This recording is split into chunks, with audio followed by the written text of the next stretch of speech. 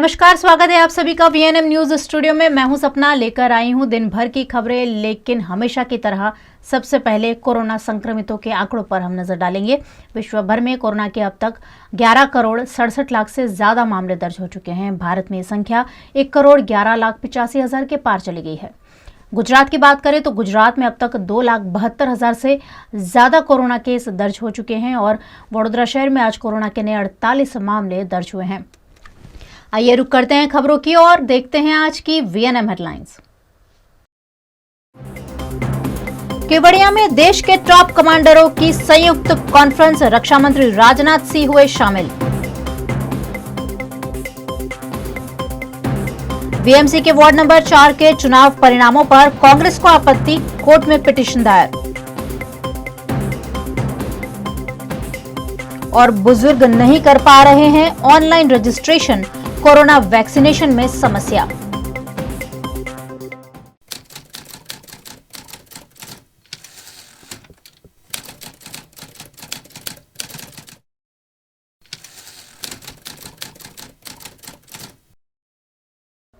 देश में सुरक्षा पर चर्चा करने के लिए केवड़िया में 3 दिवसीय कॉन्फ्रेंस आयोजित की गई है, जिसमें शिरकत करने रक्षा मंत्री राजनाथ सिंह केवड़िया आए। देश के रक्षा मंत्री राजनाथ सिंह ने आज सुबह COAS जनरल MA नरवणे, नौसेना के प्रमुख admiral कदमबीर Singh, CDS general Bipin Rawat और IAF के मुख्य air chief marshal RKS Bhadauria के साथ स्टैच्यू ऑफ यूनिटी का दौरा किया। दरअसल रक्षा मंत्री राजनाथ सिंह देश के टॉप कमांडरों की संयुक्त कॉन्फ्रेंस में हिस्सा लेने के लिए केवड़िया पहुंचे हुए हैं। 3 दिवसीय ये कॉन्फ्रेंस गुरुवार से शुरू हुई है, जिसमें देश की सुरक्षा स्थिति और रक्षा तैयारियों की समीक्षा की जा रही है। इस सम्मेलन में शनिवार को प्रधानमंत्री नरेंद्र मोदी भी शिरकत करेंगे।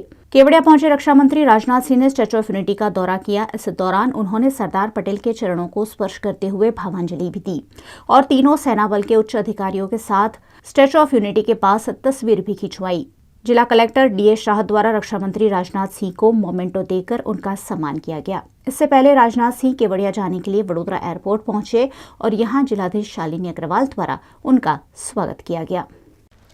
केंद्र सरकार ने देश भर में वरिष्ठ नागरिकों और बीमारी से पीड़ित लोगों को कोरोना का टीका लगाए जाने का ऐलान तो कर दिया है, लेकिन कोरोना वैक्सीनेशन में काफी समस्याएं भी सामने आ रही हैं। कोरोना वैक्सीनेशन के दूसरे चरण का प्रारंभ देश भर के साथ साथ वडोदरा में भी किया गया है, लेकिन सुभानपुरा के अर्बन हेल्थ सेंटर में वैक्सीन लगवाने आने वाले वरिष्ठ नागरिकों और बीमारियों से पीड़ित लोगों की लंबी लंबी कतारें देखने मिल रही है। 2 दिनों तक धक्के खाने के बावजूद लोगों को वैक्सीन नहीं मिल रही है। ऑनलाइन रजिस्ट्रेशन और मोबाइल में कोविन एप्लीकेशन होना वैक्सीनेशन के लिए आवश्यक है, लेकिन इन बुजुर्गों के पास या तो एंड्रॉयड फोन ही नहीं है या फिर वे इतने पढ़े लिखे नहीं हैं कि ऑनलाइन रजिस्ट्रेशन करा सके। ऐसे में कोरोना की वैक्सीन ले तो ले कैसे, ये एक बड़ा सवाल उठ रहा है। कोरोना रसी માટે જાય અહીં તો ટોકન આપેલો, ટોકન આવ્યા પછી રજીસ્ટ્રેશન કરાવવાનું એવું તમે કરાવ્યું રજીસ્ટ્રેશન? નહીં તો પ્રાઇવેટમાં કરાવ્યું રજીસ્ટ્રેશન 50 રૂપિયા આલીને। પ્રાઇવેટમાં વેક્સિન નથી? ના, એટલે ગંગા જમનામાં હમણાં જ જઈને આવ્યો હાલમાં, એક અઠવાડિયા પછી આવજો। બીજો કે ત્રીજો થઈ ગયો। આમ તો સવારમાં આવ્યો તો, કાલે બી આવ્યો તો અત્યારે સવારમાં આવ્યો તો ફરીથી પાછો અત્યારે આવ્યો તમે બતાવવા માટે। ઓનલાઈન ઓફલાઈન શું ખ્યાલ ના આવે, અમે તો નાના નાના મોબાઈલ લઈને ફરીએ, કઈ તો સ્માર્ટફોન હોય અમારી પાસે। 60થી વધારે ઉંમરવાળાને જે રસીકરણ માટે આપણે અત્યારે શરૂ કર્યું છે, એમાં 2 રીતે રજીસ્ટ્રેશન કરીને અને રજીસ્ટ્રેશન ના કરીને બંને જણ રસી લઈ શકે છે। cowin.gov.in એપ્લિકેશન છે આપણા ગવર્મેન્ટ ઓફ ઇન્ડિયાની, જેના ઉપર તમે તમારું રજીસ્ટ્રેશન કરી શકો છો। તમારી નજીકમાં વિસ્તારમાં જ્યાં પણ રસીકરણ કેન્દ્ર ચાલતું હોય એમાં તમે તમારી અપોઇન્ટમેન્ટ નોંધાવી શકો છો અને તમે તમારા રસીકરણનું પ્લાન કરી શકો છો। પણ ઘણા બધા સિનિયર સિટીઝન એવા છે કે જેમને ફોન નથી આવડતો, જેમને કંઈ ખ્યાલ નથી આવતો, એવા વ્યક્તિઓને પણ અમે અર્બન હેલ્થ સેન્ટર ઉપરથી ટોકન નંબર આપીને રજીસ્ટ્રેશન અહીંયા જ કરીને એમનું રસીકરણ અમે અહીંયા કરીએ છીએ। પણ એના માટે એક દિવસમાં જે પણ રસીકરણનું સેશન પ્લાન કર્યું હોય, 50% વ્યક્તિ એવા કે જે ઓનલાઈન અપોઇન્ટમેન્ટ લઈને આવે, 50% વ્યક્તિ એવા કે જે અપોઇન્ટમેન્ટ વગર અથવા વગર રજીસ્ટ્રેશન ના આવે। એ બંને રીતની વ્યવસ્થા આપણે ઉપલબ્ધ કરેલી છે।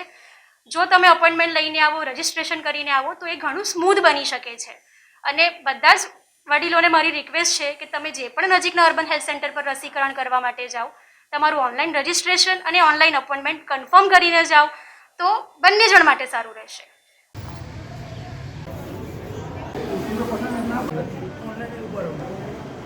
તમારે રજીસ્ટર થયેલું છે મારે ડેટ આપી ઘરે આવે ના, એ નહીં. આશા વર્કર એ તો પતી ગયું. હા એનું ભૂલી જવાનું એમ હવે ઓનલાઈન કર્યું ચાલુ પેલી ફેબ્રુઆરી એ એપોઇન્ટમેન્ટ જ મળેલી છે ઓનલાઈન મોબાઈલ સાદો ફોન છે દેશું બેન. केंद्र सरकार ने देश भर में वरिष्ठ नागरिकों और बीमारी से पीड़ित लोगों को कोरोना का टीका लगाए जाने का ऐलान तो कर दिया है, लेकिन कोरोना वैक्सीनेशन में काफी समस्याएं भी सामने आ रही हैं. कोरोना वैक्सीनेशन के दूसरे चरण का प्रारंभ देश भर के साथ साथ वडोदरा में भी किया गया है, लेकिन सुभानपुरा के अर्बन हेल्थ सेंटर में वैक्सीन लगवाने आने वाले वरिष्ठ नागरिकों और बीमारियों से पीड़ित लोगों की लंबी लंबी कतारें देखने मिल रही है. 2 दिनों तक धक्के खाने के बावजूद लोगों को वैक्सीन नहीं मिल रही है. ऑनलाइन रजिस्ट्रेशन और मोबाइल में कोविन एप्लीकेशन होना वैक्सीनेशन के लिए आवश्यक है, लेकिन इन बुजुर्गों के पास या तो एंड्रॉयड फोन ही नहीं है या फिर वे इतने पढ़े लिखे नहीं हैं कि ऑनलाइन रजिस्ट्रेशन करा सके. ऐसे में कोरोना की वैक्सीन ले तो ले कैसे, ये एक बड़ा सवाल उठ रहा है. હું કોરોના રસી માટે જ આવ્યો હતો. અહીં તો હું ટોકન આપેલો, ટોકન આવ્યા પછી રજીસ્ટ્રેશન કરાવવાનું એવું. તમે કરાવ્યું રજીસ્ટ્રેશન? પ્રાઇવેટમાં કરાવ્યું રજીસ્ટ્રેશન 50 રૂપિયા આલીને. પ્રાઇવેટમાં વેક્સિન નથી. ના એટલે ગંગા જમનામાં હમણાં જ જઈને આવ્યો હાલમાં, એટલે અઠવાડિયા પછી આવજો. કેટલા વ્યક્તિ ધક્કો ખાવ્યો તમે? લગભગ 2000 બીજો કે ત્રીજો થયો ગયો. આમ તો સવારમાં આવ્યો હતો, કાલે બી આવ્યો તો અત્યારે સવારમાં આવ્યો તો ફરીથી પાછો અત્યારે આવ્યો હતો બતાવવા માટે. ઓનલાઈન ઓફલાઈન શું ખ્યાલ ના આવે. અમે તો નાના નાના મોબાઈલ લઈને ફરીએ, કંઈ તો સ્માર્ટફોન હોય અમારી પાસે. 60થી વધારે ઉંમરવાળાને જે રસીકરણ માટે આપણે અત્યારે શરૂ કર્યું છે એમાં 2 રીતે રજિસ્ટ્રેશન કરીને અને રજિસ્ટ્રેશન ના કરીને બંને જણ રસી લઈ શકે છે. cowin.gov.in એપ્લિકેશન છે આપણા ગવર્મેન્ટ ઓફ ઇન્ડિયાની, જેના ઉપર તમે તમારું રજિસ્ટ્રેશન કરી શકો છો. તમારી નજીકમાં વિસ્તારમાં જ્યાં પણ રસીકરણ કેન્દ્ર ચાલતું હોય એમાં તમે તમારી અપોઇન્ટમેન્ટ નોંધાવી શકો છો અને તમે તમારા રસીકરણનું પ્લાન કરી શકો છો. પણ ઘણા બધા સિનિયર સિટીઝન એવા છે કે જેમને ફોન નથી આવડતો, જેમને કંઈ ખ્યાલ નથી આવતો, એવા વ્યક્તિઓને પણ અમે અર્બન હેલ્થ સેન્ટર ઉપરથી ટોકન નંબર આપીને રજિસ્ટ્રેશન અહીંયા જ કરીને એમનું રસીકરણ અમે અહીંયા કરીએ છીએ. પણ એના માટે એક દિવસમાં જે પણ રસીકરણનું સેશન પ્લાન કર્યું હોય 50% વ્યક્તિ એવા કે જે ઓનલાઈન અપોઇન્ટમેન્ટ લઈને આવે, 50% વ્યક્તિ એવા કે જે અપોઇન્ટમેન્ટ વગર અથવા વગર રજિસ્ટ્રેશન ના આવે. એ બંને રીતની વ્યવસ્થા આપણે ઉપલબ્ધ કરેલી છે. જો તમે અપોઇન્ટમેન્ટ લઈને આવો, રજિસ્ટ્રેશન કરીને આવો તો એ ઘણું સ્મૂધ બની શકે છે. અને બધા જ વડીલોને મારી રિક્વેસ્ટ છે કે તમે જે પણ નજીકના અર્બન હેલ્થ સેન્ટર પર રસીકરણ કરવા માટે જાઓ, તમારું ઓનલાઈન રજિસ્ટ્રેશન અને ઓનલાઈન અપોઇન્ટમેન્ટ કન્ફર્મ કરીને જાઓ તો બંને જણ માટે સારું રહેશે.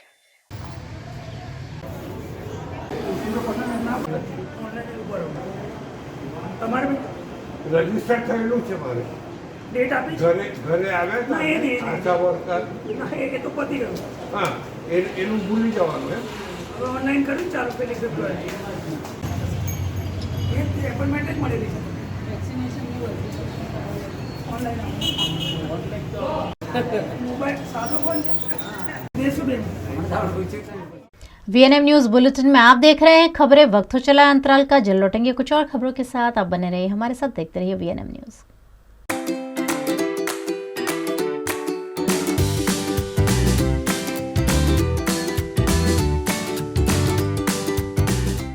बात करें बच्चों की अगर, तो क्यों हम अक्सर ये कहते हैं कि बच्चों के सामने जब भी बात करें सोच कर करें. क्यों हम ये कहते हैं कि बच्चे जो हैं ये एक मिट्टी के गोले जैसे हैं, इनको आप जिस तरह भी मोल्ड करें वो वैसे ही मोल्ड हो जाते हैं. फंडामेंटल ईयर्स जो है, फॉर्मेटिव ईयर्स जो हम बोलते हैं, वो क्यों इम्पॉर्टेंट है बच्चे के डेवलपमेंट में? हमारे लिए ये समझना बहुत ज़रूरी है कि अर्ली ईयर्स कब से शुरू होते हैं. जी. काफ़ी लोग ये मानते हैं कि ओके आफ्टर बर्थ या जैसे ही बच्चे का जन्म होता है. मैं अर्ली ईयर्स को जन्म के बाद नहीं, लेकिन pre neatly, which would mean माता के गर्भ में जब बच्चा है तब से अर्ली ईयर्स की शुरुआत हो जाती है. देखिए रविवार सुबह 11 बजे VNM TV kids YouTube channel पर और वीएनएम टीवी फेसबुक पेज पर. शहर के पहले VNM किड्स चैनल को सब्सक्राइब करें और सराहें बच्चों की कला को। लेटेस्ट खबरों के लिए यूं ही देखते रहिए VNM न्यूज और हाँ, VNM टीवी की YouTube चैनल को लाइक, शेयर और सब्सक्राइब जरूर करें। और हाँ, इस बेल आइकन को दबाना ना भूलें। इसे प्रेस करते ही आपको मिलेगी VNM टीवी YouTube चैनल की सारी नोटिफिकेशंस और आप रहेंगे खबरों से अपडेटेड। लाखों रुपए के कर्जे में डूबे समा के सोनी परिवार को कुछ ज्योतिषियों ने इस कदर जाल में फंसाया कि आखिरकार इस परिवार को मौत को गले लगाने जैसा आखिरी कदम उठाना पड़ा। समा के सोनी परिवार के 6 सदस्यों ने कर्जे में डूबकर खुदकुशी का प्रयास किए जाने का मामला 2 दिन पहले उजागर हुआ था, जिसमें परिवार के 3 सदस्यों की मौत हो चुकी है और परिवार के 2 सदस्य अभी भी गंभीर है। लेकिन परिवार के बेटे भावेश सोनी की तबीयत स्वस्थ होने पर उन्होंने अब पुलिस के सामने उनकी आर्थिक स्थिति बयान की है, जिसमें करीबन 9 ज्योतिषियों द्वारा 32 से 35 लाख रुपए ले लिए गए होने की बात सामने आई है, जिसके आधार पर अब पुलिस ने इन ज्योतिषियों के खिलाफ जांच तेज कर दी है। इस मामले जानकारी दी ઝોન 4 के DCP લખધીર સિંહ ઝાલા ने। નરેન્દ્રભાઈ સોની 2015ના અરસાથી મંગળ બજારમાં પ્લાસ્ટિકની દુકાનની વ્યવસાય સાથે સંકળાયેલા હતા અને અલગ અલગ કારણોસર તેઓ ધંધામાં સેટ ન થતા, આર્થિક નુકસાન જતાં અલગ અલગ સ્થળો પર પોતાનો વ્યવસાય બદલેલો, પરંતુ તેમ છતાં આર્થિક સંકળામણ દૂર ન થતાં પોતાનું મકાન વર્ષ 2018માં 40 લાખ રૂપિયામાં વેચવા માટે જાહેરાત આપેલ અને આ મકાનનો સોદો પણ પૂરતી રકમમાં ન થતાં તેઓ વાસ્તુદોષ તથા અન્ય કોઈ દોષ નિવારણ માટે જ્યોતિષશાસ્ત્રની વિધિ કરાવવા માટે એક્ટિવ થયેલા, જેમાં 2019માં ન્યૂઝપેપરની જાહેરાતના આધારે વડોદરાના એક હેમંત જોશી નામના જ્યોતિષનો સંપર્ક કરેલો અને વાસ્તુ દોષ નિવારણ માટે અલગ અલગ જ્યોતિષીઓ દ્વારા વિધિ કરવામાં આવેલી, જેમાં લગભગ 32 લાખ જેટલી રકમનો ખર્ચો થયેલો। આ દરમિયાન તેઓના મકાનનો સોદો પણ 25 લાખ રૂપિયાની આસપાસની રકમમાં થયેલો, જેમાં અશોક મિસ્ત્રી નામની વ્યક્તિએ 23.50 લાખ રૂપિયા ચૂકવી અને મકાનની રકમ જે હતી એ મોટાભાગની ચૂકવી આપેલ, પરંતુ આર્થિક સંકડામણને કારણે આ જ મકાન ઉપર અલગ અલગ લોન પણ ચાલુ હોય, લગભગ 23 લાખની આસપાસ આ મકાન પર લોન પણ લેવામાં આવેલ, જેથી મકાનનો દસ્તાવેજ કરી આપવા માટે નરેન્દ્રભાઈ અક્ષમ હતા।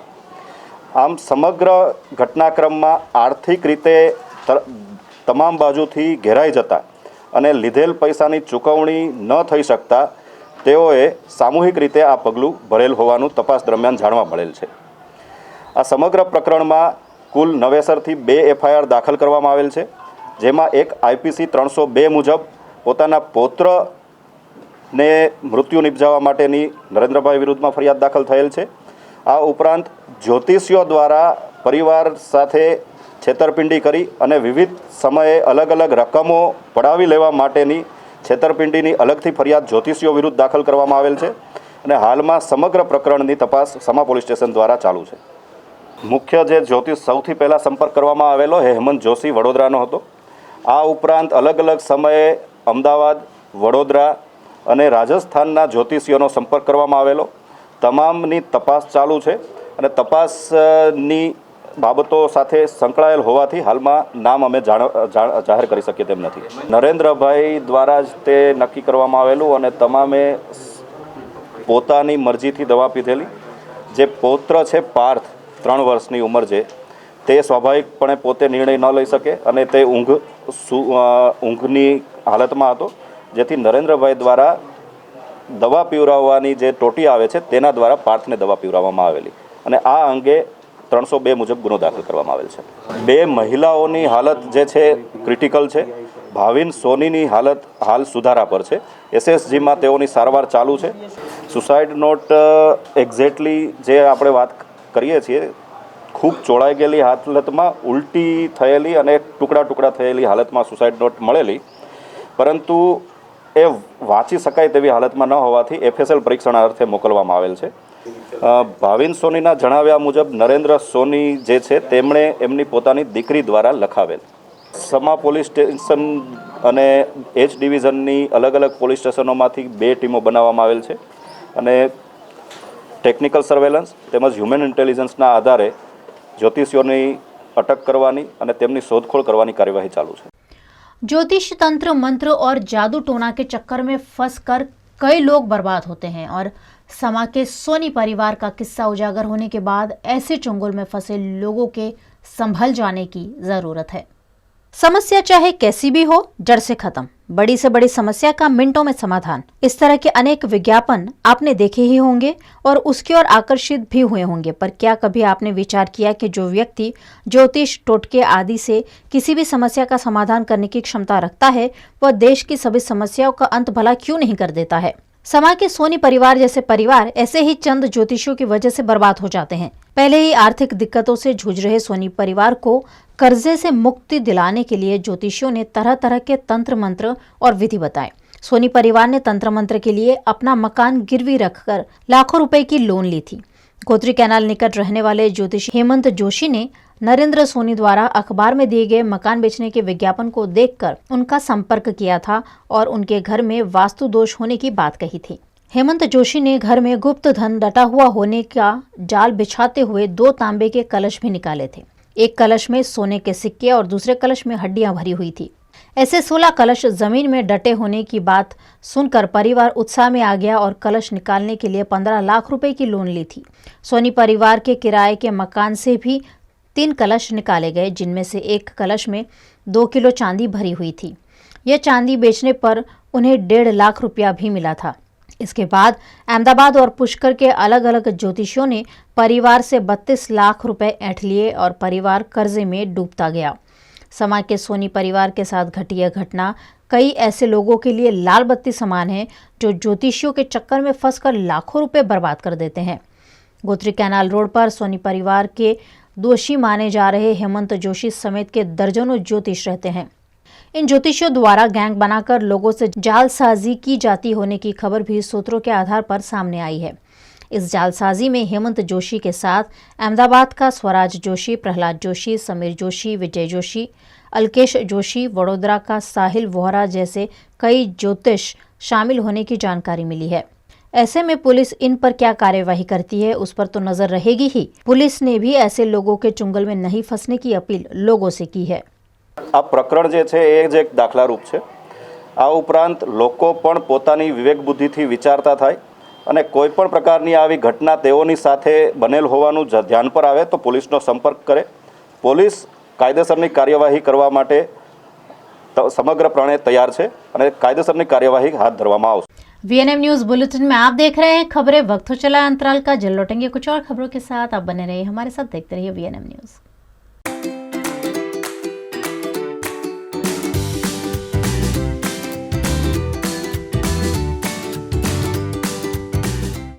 बात करें बच्चों की अगर, तो क्यों हम अक्सर ये कहते हैं कि बच्चों के सामने जब भी बात करें सोच कर करें?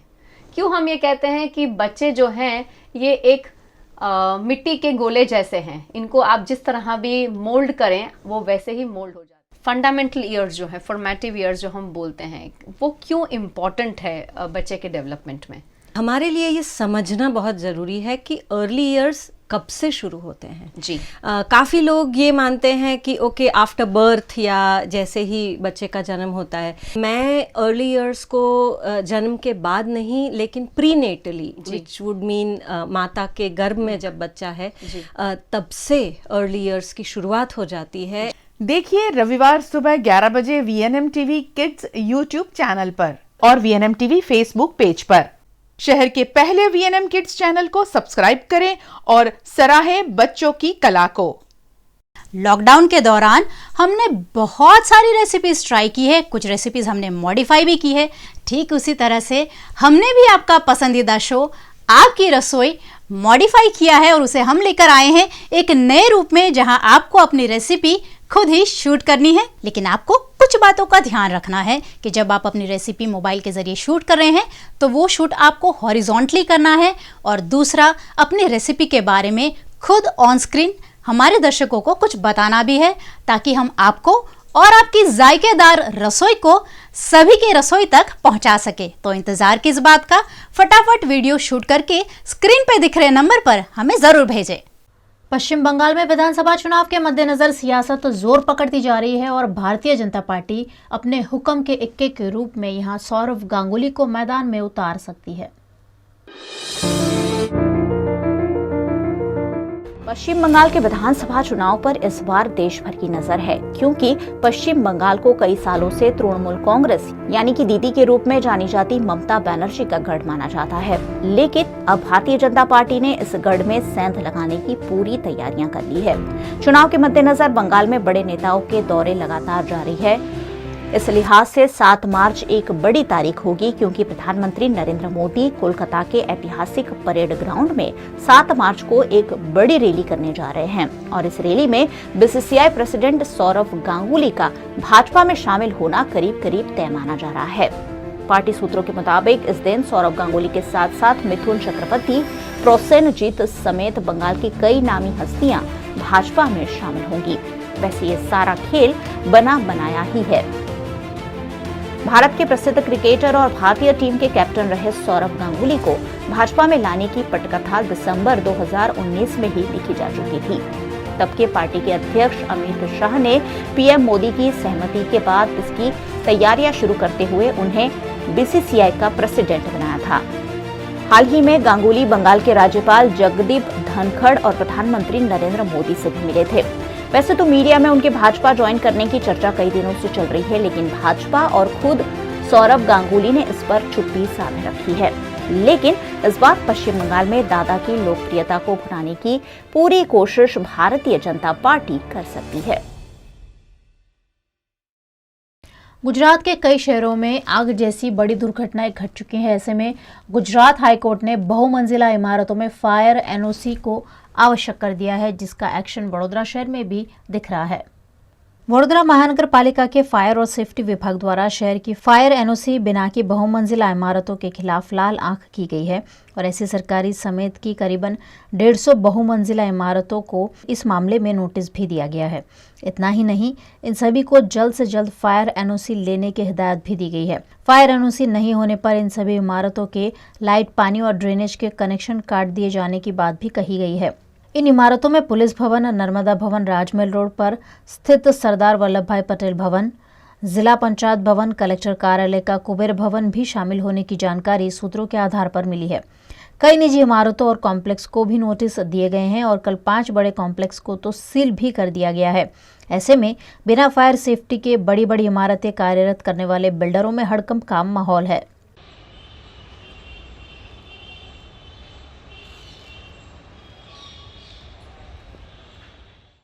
तीन दिन पहले वासना तालाब में डूबे युवक का शव आज पानी में तैरता हुआ बरामद हुआ।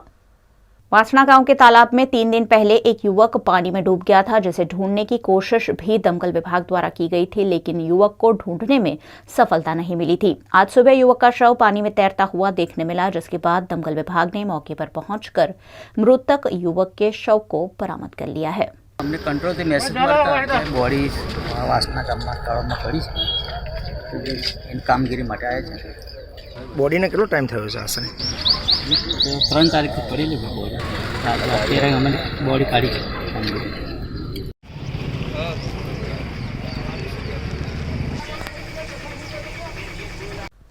स्मार्ट सिटी बनने जा रहे वडोदरा शहर में अभी भी ड्रेनेज के ढक्कन चोरी करने की घटनाएं घटती रहती है, जिससे अप्रिय घटनाओं का खतरा बढ़ जाता है। अलकापुरी से सरदार बाग जाने वाली सड़क पर ड्रेनेज के ढक्कन चोरी हो गए हैं। ऐसे में यहां से गुजरने वाले वाहन चालकों के गटर में गिरने की संभावनाएं बढ़ जाती है। मामले में प्रशासन से ठोस कार्यवाही की मांग भी की जा रही है। શહેરનો આ સરદારબાગ સ્વિમિંગ પુલ વડીવાડી સ્મશાન જતો રોડ છે। આ રોડ પર છેલ્લા કેટલાય સમયથી વરસાદી કાચના ગટરના ઢાંકણા ચોરાય છે। આજે 2 થી વધુ અહીંયા ઢાંકણા ચોરાયા છે। ઢાંકણા ચોરાયા બાદ અહીંયા જ્યાં મુખ્ય અધિકારી જે હોય વડોદરા મહાનગરપાલિકાના તેઓને વારંવાર જાણ કરવા છતાં પણ અહીંયા કોઈ કાર્યવાહી કરવામાં નથી આવી। સાથે પોલીસ તંત્ર કહી રહ્યા છે કે અમે 24 કલાક જાગતા રહીએ છીએ, તો પોલીસ તંત્ર દ્વારા પણ આ ઢાંકણોની ચોરી થઈ ત્યારે કોઈ તપાસ કરવામાં આવી નથી રહી। પોલીસ તંત્ર જો જાગતું હોય તો આ ઢાંકણ ચોરો પકડાવા જોઈએ। આ અસામાજિક તત્વો જે પણ ચોરી કરી રહ્યા છે તેના કારણે અકસ્માત યા મોત થવાનો ભય છે। અહીંયા ઢાંકણ નીકળી ગયેલ છે। જો રાત્રે કોઈ અચાનક ગાડી આમાં પડી જાય, ખાબકી જાય, બાઇક પણ લઈને કોઈ પડી જાય તો મૃત્યુ થવાનો ભય છે। વડોદરા મહાનગરપાલિકાના મ્યુનિસિપલ કમિશનર સાહેબ તેમજ વડોદરા પોલીસ તંત્રને અમારી વિનંતી છે કે આવા જે ઢાંકણા ચોર હોય એમની તાત્કાલિક ધરપકડ કરવામાં આવે અને કાયદેસરની કાર્યવાહી કરવામાં આવે તેવી અમારી માંગ છે।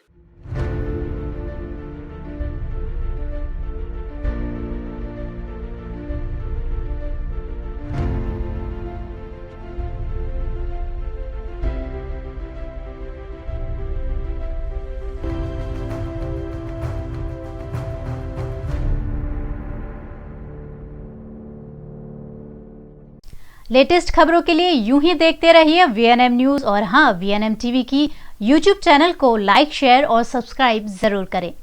और हाँ, इस बेल आइकन को दबाना ना भूलें। इसे प्रेस करते ही आपको मिलेगी VNM टीवी यूट्यूब चैनल की सारी नोटिफिकेशंस और आप रहेंगे खबरों से अपडेटेड। VNM न्यूज स्टूडियो से ये था दिन भर की खबरों का लेखा जोखा। रात को 11 बजे फिर मुलाकात होगी टॉप 5 न्यूज के साथ और आप लगातार पल पल खबरों से जुड़े रह सकते हैं VNM टीवी की यूट्यूब चैनल पर और VNM टीवी के फेसबुक पेज के जरिए। मुझे दीजिए इजाजत, नमस्कार।